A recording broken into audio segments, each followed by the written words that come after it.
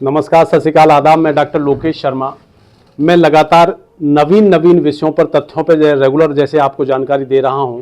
इसी जानकारी के साथ साथ आज हमारे कार्यालय में पूर्व की भांति एक नवीन शख्सियत के रूप में जो साइबर थाना है उसके प्रभारी श्री राम खिलाड़ी यादव जी, आर.के. यादव जी हमारे मध्य में हैं। आज का जो विषय है, विषय बहुत महत्वपूर्ण है और वो वर्तमान में ऐसी कुव्यवस्था से जुड़ा हुआ है जो वर्तमान में 6,38,365 गाँवों के हर व्यक्ति के जहन में, हर व्यक्ति की नज़रों में, हर व्यक्ति के संज्ञान में निश्चित रूप से अवलोकित हो रहा है। विषय ये लगातार जो फ्रॉड कॉल्स आ रहे हैं। कोई व्यक्ति कहता है लंदन से फलाना तुम्हारे नाम पे सामान आया है, कोई कोरियर आया है, कोई पैकेट भेजा है, कोई ज्वेलरी भेजी है, कोई ये भेजा है, कोई कहे लोन लेने के नाम पर किसी ना किसी तरीके से वो ठगी का शिकार ढूंढते हैं और शिकारी, ठगी वाले शिकारी घूम रहे हैं समाज में।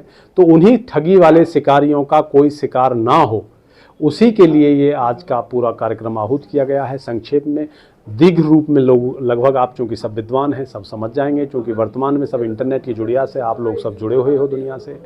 तो आज इसी क्रम में हमारे मध्य में उपस्थित हैं, इधर से बाएं से हम लोग देखें, दाएं से तो एडीजीसी श्री चेतन शर्मा जी, ये भी आपका सब अभिवादन कर रहे हैं, चेतन शर्मा जी।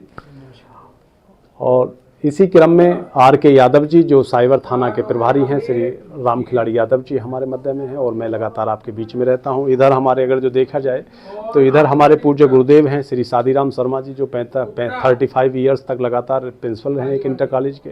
ये भी लेकिन वर्तमान में इस व्यवस्था से बड़े दुखित हैं, बड़े परेशान हैं। तो ये भी इसी विषय पर आज जो मार्गदर्शन, हमारे मार्गदर्शक के रूप में उपस्थित हैं, यहाँ उनका मार्गदर्शन सुनने के लिए आए। श्री संजीव शर्मा जी उपस्थित हैं, श्री नरेंद्र शर्मा जी, विजय, हमारे ये सब बंधु यहाँ पे उपस्थित हैं आज इसी क्रम में। तो आज हमारा जो क्वेश्चन हमारे डीजीसी साहब अभी कह रहे थे कि जो इस समय फ्रॉड कॉल्स वगैरह हैं उसके विषय में मुझे कुछ पूछना है। तो मैं आशा करता हूँ कि वो अपना क्वेश्चन त्वरितता के साथ में पूछें, जिसका उल्लेख हमारे आर.के. यादव जी करेंगे। इंस्पेक्टर साहब, एक चीज़ जानना चाह रहे थे कि अभी हाल में ही एक नया सुनने को मिला कि अब जो फ़ोन कॉल्स के साथ में जो है गूगल में ऐसे भी कुछ इनविटेशन कार्ड आ रहे हैं जिसको डाउनलोड करने से आपका बैंक अकाउंट हैक हो जा रहा है और उससे जो है पेमेंट निकल जा रहा है। इसके लिए क्या व्यवस्था है? Inspector from cyber crime police थाना बुलंदशहर से। डॉक्टर साहब ने बहुत अच्छा विषय छेड़ा हुआ है यहाँ, और हमारे एडीजी साहब ने जो प्रश्न किया है काफ़ी गहनता से जो आज चल रहा है उसकी जांच पड़ताल के बाद ही किया गया है। जो गूगल पर देखते हैं, कभी कभी शादी के कार्ड भेजते हैं, लेकिन हम ये नहीं सोचते कि शादी के कार्ड जब हम डाउनलोड करते हैं और हम ये वहाँ मान लेते हैं कि ये कार्ड किसी हमारे अपना परिचित का ही है, और उसमें जो मोबाइल नंबर मेंशन होते हैं, कहीं ना कहीं हम उस पर कॉल करके और उनको ये पूछना चाहते हैं कि भाई ठीक है और अच्छी बात है, आपके बेटे की शादी कब है। तो जैसे ही हम उसको कॉल करते हैं, हम एक्सेस दे देते हैं अपने मोबाइल का। जब वो गूगल पे डाउनलोड करते हैं तो किसी फ्रॉडस्टर को ये नहीं पता होता कि इसको कौन डाउनलोड करेगा। तो हमारा कहीं ना कहीं विषय ये है कि जब हम उनको एक्सेस दे देंगे, हमारा मोबाइल जाएगा, फिर वो हमसे लिंक मांगेंगे या हम किसी लिंक पे जाके कोई लिंक छोड़ेंगे, देखेंगे कि ये जो वेडिंग का प्रोग्राम है किस जगह हो रहा है, तो हम उसको निश्चित ही उसके लिंक को खोलेंगे और लिंक खोलने के बाद हमारे सारे एक्सेस उन पर चले जाएंगे। यहाँ बड़ा एक चर्चा का जो विषय है वो एक डिजिटल अरेस्ट का भी है, और कुछ डिजिटल अरेस्ट हो रहे हैं, लेकिन अंतोगत्वा जब हम सब चीज़ देखते हैं तो पाते हैं कि कहीं न कहीं हमारी लापरवाही उसमें निश्चित रूप से परिलक्षित होती है, और हम पाते हैं कि हमारा भय या लालच, डिस्क्रिप्शन जब हम करते हैं तो अब तक मैंने पाया है कि हमारा भय या लालच इन सब साइबर क्राइम के पीछे कहीं न कहीं एक अहम भूमिका छोड़ता है, और हम इसके लिए निश्चित रूप से उत्तरदायी होते हैं। या तो हमें भय में डाला जाता है डिजिटल अरेस्ट में, और हमें बताया जाता है कि आपके बेटे को पकड़ लिया गया है, आपकी बेटी किसी उसमें गैंग रेप में पकड़ी गई है और हम या आपके खिलाफ मुकदमा पंजीकृत कर रहे हैं, आपका आधार कार्ड किसी इलीगल एक्टिविटीज में पकड़ा गया है, ये इत्यादि तरीके से। तो ये हमारा भय है, और हम करते क्या है कि बिना किसी को बताए हुए सारी अपनी एक्सेस उसको दे देते हैं। जैसा फ्रॉडस्टर कहता रहता है हम उसको अपना मोबाइल नंबर भी देते हैं, आधार नंबर भी देते हैं, अकाउंट की डिटेल भी बता देते हैं। ऐसी सिचुएशन में हमें क्या करना चाहिए, इस पर भी हम चर्चा करेंगे। दूसरा विषय है लालच का। लालच हमें क्या हो सकता है? लालच हमारा ये है कि हमें लगता है कि कोई हमारी लॉटरी लग गई है इस नाम पर। जब हमारे पास कोई लिंक आता है या फोन आता है तो हम लालच में आ जाते हैं, बिना सोचे कि मैंने कोई ऐसा काम नहीं किया, मैंने कुछ ऐसा गेम नहीं खेला। किस बात की लॉटरी है? कोई केबीसी से बोल रहा है, कोई ये कह देता है कि नहीं आपका मोबाइल कंपनी ने सर्च किया है, टॉप 10 मोबाइलों में एक नंबर आपका भी है और सबको लॉटरी लगी हुई है, किसी को 10 लाख या 20 लाख मिलेगा। और हम लालच में आके अपना उसको सारा एक्सेस देते हैं। फिर वो बताता है कि नहीं अभी तो आपको 10 लाख का अमाउंट तो मिलेगा, लेकिन इसमें कुछ टैक्सेस भी पेड आपको करने पड़ेंगे। तो इनकम टैक्स के नाम पे वो आपसे कुछ पैसे मांगता है। आप सोचते हैं 10 लाख आएगा तो आप क्यों ना उसको पेड 10,000 कर दिया जाए। जब आप उसको 10,000 पेड कर देते हैं तो अन्य कुछ एक्सेस फाइल के नाम पर फिर पैसे मांगना शुरू करते हैं। तो हमारा लालच यहाँ पर लक्षित होता है। एक लालच हमें ये भी रहता है, जैसे आजकल चल रहा है, एक्चुअल में लोन देते भी हैं। लोन के नाम पर पता पड़ा कि आप हमें कुछ मन देना, बहुत मामूली सा इंटरेस्ट लेंगे और वो इंटरेस्ट ऐसा होगा कि बैंकों से भी कम होगा। जो सर्टिफाइड बैंक हैं 9%, 8%, 7% देते हैं, लेकिन वो कहेंगे हम आपसे 5% लेंगे और आप जितना भी लोन चाहेंगे आपको लोन मिल जाएगा। लोन आपको देंगे बहुत कम और इतना देंगे कि आपके जो पॉकेट अलाउ कर रही होगी मुश्किल से 5,000 या 10,000 आपके खाते में क्रेडिट भी होगा, आप सेटिस्फाई भी होंगे। लेकिन उसके बहाने वो करेंगे क्या कि आपसे सारे एक्सेस, आपकी पूरी गैलरी की फोटो, आपके पूरे कॉन्टैक्ट उनके पास होंगे। आप लोन पेड करने के बाद, जैसा कि अभी एक लेटेस्ट में आया है, आप पूरा लोन पेड कर देंगे, फिर वो अपना गेम दिखाएंगे।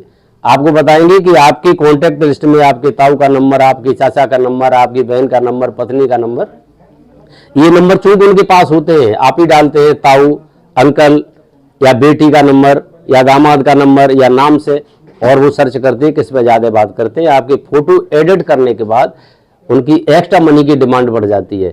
और इसमें हम जब किसी को नहीं बताते हैं तो हम उनके जाल में फंसते जाते हैं। ये फ्रॉडस्टरों का दूसरा जाल है। तो साइबर क्राइम एक निश्चित रूप से विस्तृत रूप ले रहा है हमारे समाज में, और इससे समाज को बचाने के लिए और जागरूक करने के लिए निश्चित रूप से आप लोगों ने एक अच्छा कदम उठाया है। और हम ये उम्मीद भी करेंगे कि आप लोग इस समाज में इसको फैलाएंगे और लोगों को जागृत करेंगे। और यही इसी के साथ में अन्य कोई किसी की क्वेरी हो तो उसके जवाब के लिए मैं प्रस्तुत हूँ। धन्यवाद। चाह रहे थे कि जिस समय, जैसे कि समय के साथ में अब जो है मतलब हमारा जो सिस्टम है उससे साइबर अपराधी कहीं ज़्यादा लेटेस्ट नए नए तरीकों से जो है फ्रॉड करते जा रहे हैं। तो सरकार के पास इसके समानांतर क्या व्यवस्था है ताकि जो है आम जन इससे सुरक्षित रहे और इससे जो बचा जा सके? जी एडीजी साहब, बड़ा अच्छा क्वेश्चन किया है। सरकार ने इसके लिए निश्चित रूप से बहुत अच्छी पहल की हुई है। एक तो त्वरित हेल्प के लिए 1930 जो नंबर MH के द्वारा जारी किया गया है, उसमें हम 24 घंटे तक शिकायत कर सकते हैं। और यदि 24 घंटे के बाद यदि हम शिकायत नहीं कर पाते हैं, हमें फ्रॉडस्टर 2 या 3 दिन तक गुमराह किए रहते हैं, तो फिर हम एक हमारी cybercrime.gov.in पर पोर्टल पर जाकर शिकायत करते हैं। अन्य रही बात इस बात की गवर्नमेंट इसके लिए क्या अपना रही है, तो हमने बहुत अधिक डिजिटल वॉलंटियर बनाए हुए थे।